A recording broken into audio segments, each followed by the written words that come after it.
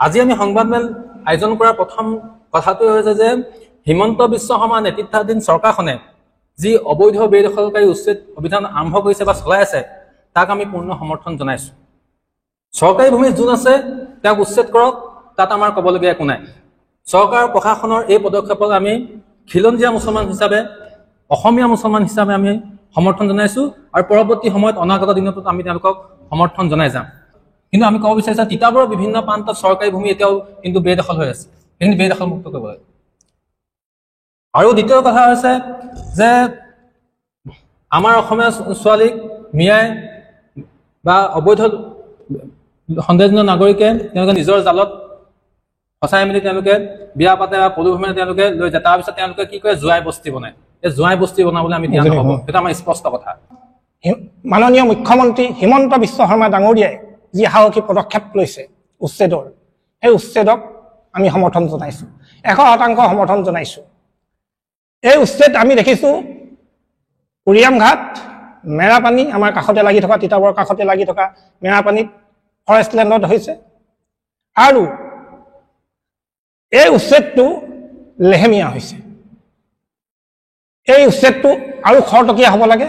আৰু উচ্ছেদৰ লক্ষ্য কেৱল মাত্ৰ 26ৰ নিৰ্বাচনৰ দিউনা পাৰ হ'বৰ কাৰণে হ'ব নালাগে।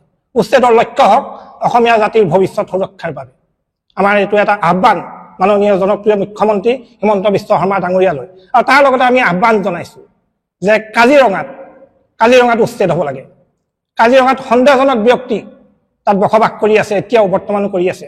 অতীতত উচ্ছেদ হৈছিল, কিন্তু বৰ্তমানো আমি দেখিবলৈ পাইছো কাজিৰঙাত সন্দেহজনক ব্যক্তি এইখিনিয়ে এতিয়াও বসবাস কৰি আছে। কাজিৰঙা এতিয়া এনিমেল কৰিডৰ হৈ থকা নাই, সন্দেহজনক ব্যক্তিসকলৰ কৰিডৰ হৈ আছে। গতিকে এই ব্যক্তিসকলক চিনাক্ত কৰি কাজিৰঙাখনৰ পৰা এই সন্দেহজনক ব্যক্তিসকলক উচ্ছেদ কৰিব লাগে। আৰু কাজিৰঙাৰ বায়'ডাইভাৰ্চিটি, আমাৰ ৰাষ্ট্ৰীয় উদ্যানখনৰ জীৱ জন্তুসমূহক ৰক্ষণাবেক্ষণ দিব লাগে। আমাৰ নগাঁও আৰু বৰপেটাৰ সত্ৰ আছে, এই সত্ৰসমূহত কোনে বেদখল কৰিছে? বেদখলকাৰীসকল কোন? ইছলামত লিখা আছে নি? লোকৰ মাটি, ফৰেষ্টৰ মাটিত, সত্ৰৰ মাটিত তোমালোকে মনে মনে বসবাস কৰিবা, তাৰপিছত নিজৰ সংখ্যা বৃদ্ধি কৰিবা? ইছলামততো এইসমূহ লেখা নাই। ইছলামততো স্পষ্টভাৱে লিখা আছে আনৰ মাটি তুমি 1 ইঞ্চিও ব্যৱহাৰ নকৰিবা। আনৰ মাটি যদি তুমি 1 ইঞ্চিও ব্যৱহাৰ কৰা তেনেহ'লে তোমাৰ এইটো গুনাহ হ'ব, তোমাৰ পাপ। অসমৰ কেইবাখন জিলাত আমি থলুৱা অসমীয়াসকল সংখ্যালঘুত পৰিণত হ'লো। আপোনালোকে জানেই মধ্য অসমৰ কেইখনমান জিলা, নামনি অসমৰ কেইখনমান জিলাত আমি সংখ্যালঘুত পৰিণত হ'লো।